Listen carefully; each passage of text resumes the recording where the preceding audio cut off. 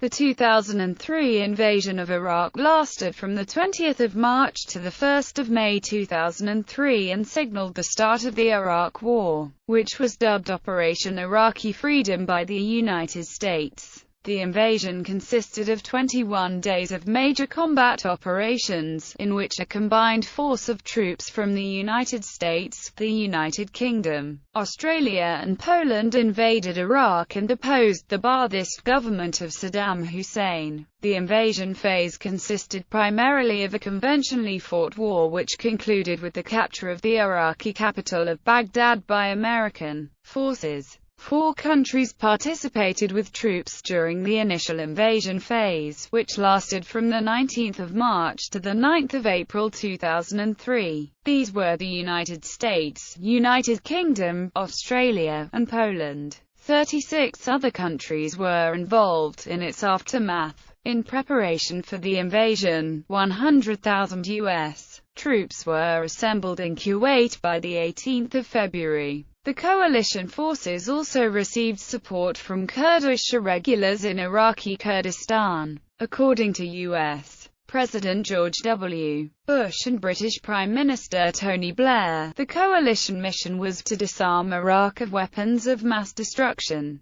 to end Saddam Hussein's support for terrorism, and to free the Iraqi people. General Wesley Clark, the former Supreme NATO Allied Commander and Joint Chiefs of Staff Director of Strategy and Policy, describes in his 2003 book, Winning Modern Wars, his conversation with a military officer in the Pentagon shortly after the 11th of September attacks regarding a plan to attack 7 Middle Eastern countries in 5 years. As I went back through the Pentagon in November 2001, one of the senior military staff officers had time for a chat. Yes, we were still on track for going against Iraq, he said, but there was more. This was being discussed as part of a 5-year campaign plan, he said, and there were a total of 7 countries, beginning with Iraq, then Syria, Lebanon, Libya, Iran, Somalia and Sudan. Others place a much greater emphasis on the impact of the 11th of September 2001 attacks, and the role this played in changing U.S. strategic calculations, and the rise of the freedom agenda. According to Blair, the trigger was Iraq's failure to take a final opportunity to disarm itself of alleged nuclear, chemical, and biological weapons that U.S. and British officials called an immediate and intolerable threat to world peace. In a January 2003 CBS poll, 64% of Americans had approved of military action against Iraq. However, 63% wanted Bush to find a diplomatic solution rather than go to war, and 62% believed the threat of terrorism directed against the U.S. would increase due to war. The invasion of Iraq was strongly opposed by some long-standing U.S. allies, including the governments of France, Germany, and New Zealand. Their leaders argued that there was no evidence of weapons of mass destruction in Iraq and that invading the country was not justified in the context of UNMOVIC's 12 February 2003 report. On 15 February 2003, a month before the invasion, there were worldwide protests against the Iraq War, including a rally of 3 million people in Rome, which is listed in the Guinness Book of Records as the largest ever anti-war rally. According to the French academic Dominique Renier, between 3 January and 12 April 2003, 36 million people across the globe took part in almost 3,000 protests against the Iraq War.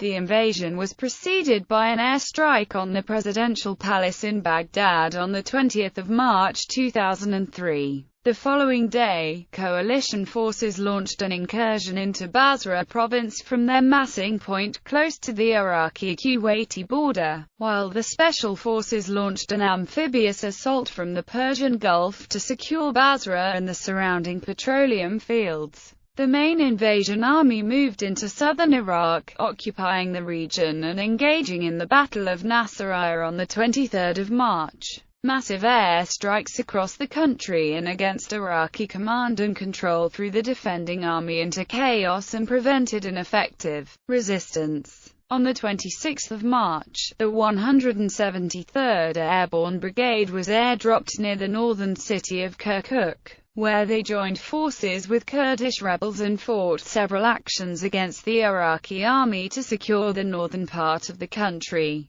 The main body of coalition forces continued their drive into the heart of Iraq and met with little resistance. Most of the Iraqi military was quickly defeated and Baghdad was occupied on the 9th of April. Other operations occurred against pockets of the Iraqi army, including the capture and occupation of Kirkuk on the 10th of April, and the attack and capture of Tikrit on the 15th of April. Iraqi President Saddam Hussein and the central leadership went into hiding as the coalition forces completed the occupation of the country. On the 1st of May, an end of major combat operations was declared, ending the invasion period and beginning the military occupation period. The 2003 invasion of Iraq was the most recent armed conflict between standing national armies, causing at least 1,000 battle deaths, until the outbreak of the war in Donbass between Ukraine and Russia in 2014-15. Prelude to the invasion. Hostilities of the 1991 Gulf War were suspended on 28 February 1991, with a ceasefire negotiated between the UN coalition and Iraq. The US and its allies tried to keep Saddam in check with military actions such as Operation Southern Watch, which was conducted by Joint Task Force Southwest Asia with the mission of monitoring and controlling airspace south of the 32nd parallel as well as using economic sanctions. It was revealed that a biological weapons program in Iraq had begun in the early 1980s with help from the US and Europe in violation of the Biological Weapons Convention of 1972. Details of the BW program, along with a chemical weapons program, surfaced in the wake of the Gulf War following investigations conducted by the United Nations Special Commission, which had been charged with the post-war disarmament of Saddam's Iraq.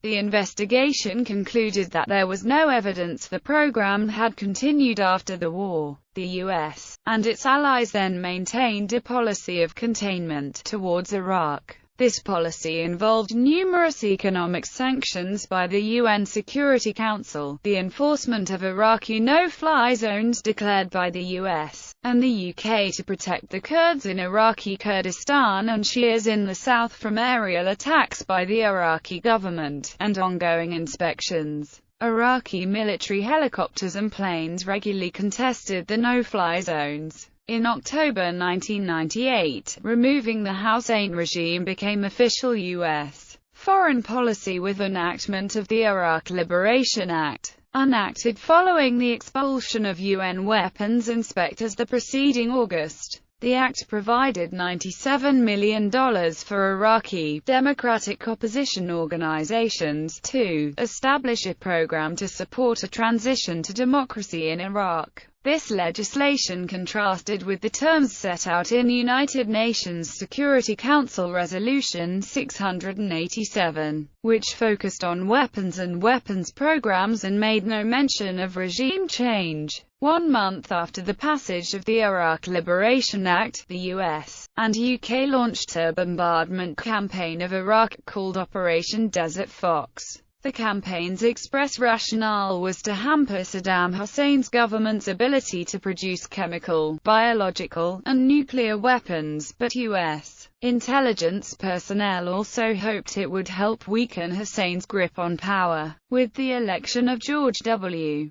Bush as president in 2000, the U.S. moved towards a more aggressive policy toward Iraq. The Republican Party's campaign platform in the 2000 election called for full implementation of the Iraq Liberation Act as a starting point in a plan to remove Hussein. After leaving the George W. Bush administration, Treasury Secretary Paul O'Neill said that an attack on Iraq had been planned since Bush's inauguration, and that the first United States National Security Council meeting involved discussion of an invasion. O'Neill later backtracked, saying that these discussions were part of a continuation of foreign policy first put into place by the Clinton administration. Despite the Bush administration's stated interest in liberating Iraq, little formal movement towards an invasion occurred until the 11th of September 2001 attacks. For example, the administration prepared Operation Desert Badger to respond aggressively if any Air Force pilot was shot down while flying over Iraq. But this did not happen. Rumsfeld dismissed National Security Agency intercept data available by midday of the 11th that pointed to al-Qaeda's culpability, and by mid-afternoon ordered the Pentagon to prepare plans for attacking Iraq. According to aides who were with him in the National Military Command Center on that day, Rumsfeld asked for best info fast. Judge whether good enough hit Saddam and Hussein at same time, not only Osama bin Laden. A memo written by Rumsfeld in November 2001 considers an Iraq war. The rationale for invading Iraq as a response to 9/11 has been widely questioned, as there was no cooperation between Saddam Hussein and al-Qaeda. Shortly after the 11th of September 2001, Bush addressed a joint session of Congress and announced his new war on terror. This announcement was accompanied by the doctrine of preemptive military action, later termed the Bush Doctrine. Allegations of a connection between Saddam Hussein and al-Qaeda were made by some U.S. government officials who asserted that a highly secretive relationship existed between Saddam and the radical Islamist militant organization al-Qaeda, from 1992 to 2003. Specifically through a series of meetings reportedly involving the Iraqi intelligence service. Some Bush advisors favored an immediate invasion of Iraq, while others advocated building an international coalition and obtaining United Nations authorization. Bush eventually decided to seek UN authorization, while still reserving the option of invading without it. Preparations for war. While there had been some earlier talk of action against Iraq, the Bush administration waited until September 2002 to call for action, with White House Chief of Staff Andrew Card saying, "From a marketing point of view, you don't introduce new products in August." Bush began formally making his case to the international community for an invasion of Iraq in his 12 September 2002 address to the UN Security Council. Key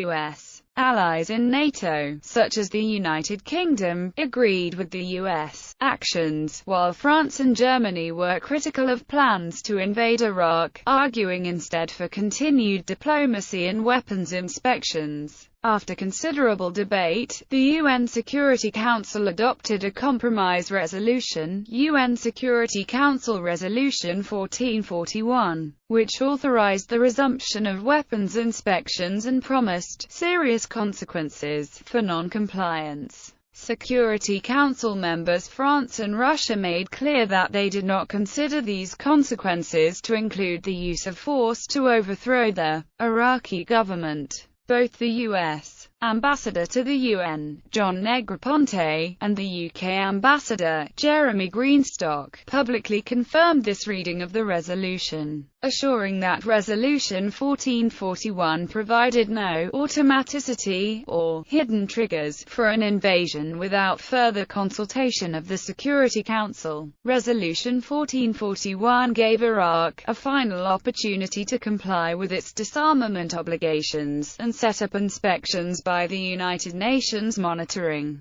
Verification and Inspection Commission and the International Atomic Energy Agency. Hussein accepted the resolution on 13 November and inspectors returned to Iraq under the direction of UNMOVIC Chairman Hans Blix and IAEA Director General Mohammed El-Baradei. As of February 2003, the IAEA found no evidence or plausible indication of the revival of a nuclear weapons program in Iraq. The IAEA concluded that certain items which could have been used in nuclear enrichment centrifuges, such as aluminum tubes, were in fact intended for other uses. UNMOVIC did not find evidence of the continuation or resumption of programs of weapons of mass destruction, or significant quantities of prescribed items. UNMOVIC did supervise the destruction of a small number of empty chemical rocket warheads.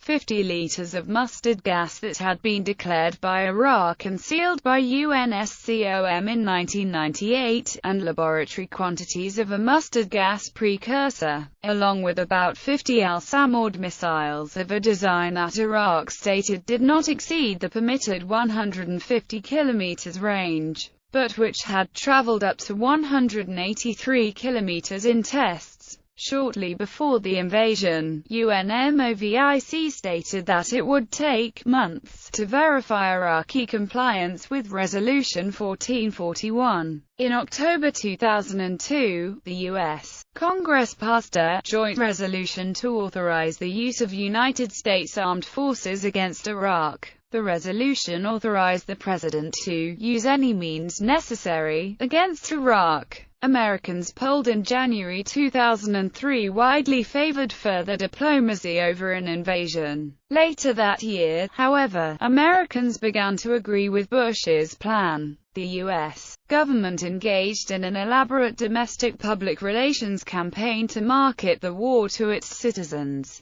Americans overwhelmingly believed Hussein did have weapons of mass destruction. 85% said so, even though the inspectors had not uncovered those weapons. Of those who thought Iraq had weapons sequestered somewhere, about half responded that said weapons would not be found in combat. By February 2003, 64% of Americans supported taking military action to remove Hussein from power. The Central Intelligence Agency Special Activities Division teams, consisting of the paramilitary operations officers and 10th Special Forces Group soldiers, were the first U.S. forces to enter Iraq in July 2002, before the main invasion. Once on the ground, they prepared for the subsequent arrival of U.S. Army Special Forces to organize the Kurdish Peshmerga. This joint team combined to defeat Ansar al-Islam, a group with ties to al-Qaeda, in Iraqi Kurdistan. This battle was for control of the territory that was occupied by Ansar al-Islam and took place before the invasion. It was carried out by paramilitary operations officers from SAD and the Army's 10th Special Forces Group. This battle resulted in the defeat of Ansar and the capture of a chemical weapons facility at Sargat.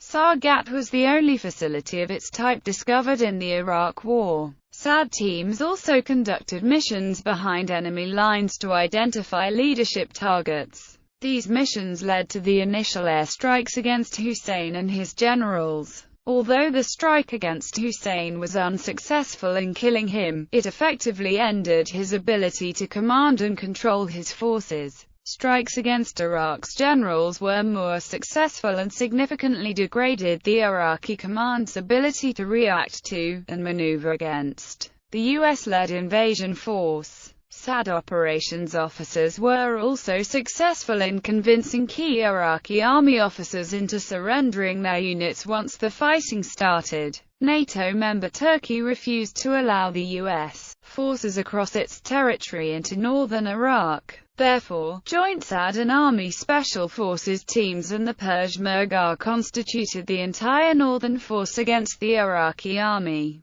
They managed to keep the northern divisions in place rather than allowing them to aid their colleagues against the US-led coalition force coming from the south. 4 of these CIA officers were awarded the Intelligence Star for their actions. In the 2003 State of the Union address, President Bush said, "We know that Iraq, in the late 1990s, had several mobile biological weapons labs." On 5 February 2003, U.S. Secretary of State Colin Powell addressed the United Nations General Assembly, continuing U.S. efforts to gain UN authorization for an invasion. His presentation to the UN Security Council, which contained a computer-generated image of a mobile biological weapons laboratory. However, this information was based on claims of Rafid Ahmed Alwan al-Janabi, codenamed Curveball, an Iraqi emigrant living in Germany who later admitted that his claims had been false.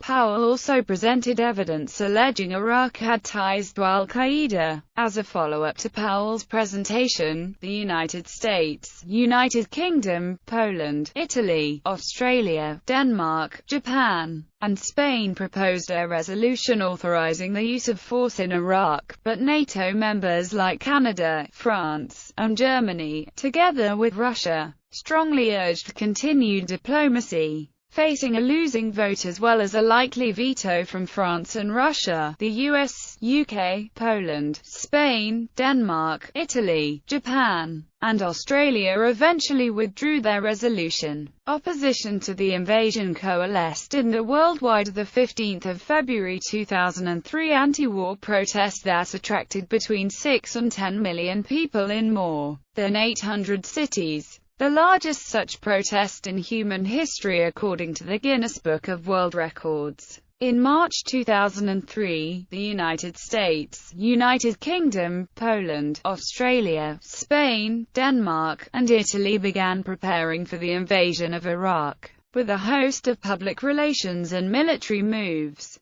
In his 17 March 2003 address to the nation, Bush demanded that Hussein and his two sons, Uday and Qusay, surrender and leave Iraq, giving them a 48-hour deadline. But the U.S. began the bombing of Iraq on the day before the deadline expired. On the 18th of March 2003, the bombing of Iraq by the United States, the United Kingdom, Australia, Poland, Spain, Italy and Denmark began. Unlike the First Gulf War, this war had no explicit UN authorization. The UK House of Commons held a debate on going to war on the 18th of March 2003 where the government motion was approved 412 to 149. The vote was a key moment in the history of the Blair administration, as the number of government MPs who rebelled against the vote was the greatest since the repeal of the Corn Laws. 3 government ministers resigned in protest at the war: John Denham, Lord Hunt of King's Heath, and the then leader of the House of Commons Robin Cook. In a passionate speech to the House of Commons after his resignation, he said, "What has come to trouble me is the suspicion that if the hanging chads of Florida had gone the other way and Al Gore had been elected, we would not now be about to commit British troops to action in Iraq." During the debate, it was stated that the Attorney General had advised that the war was legal under previous UN resolutions.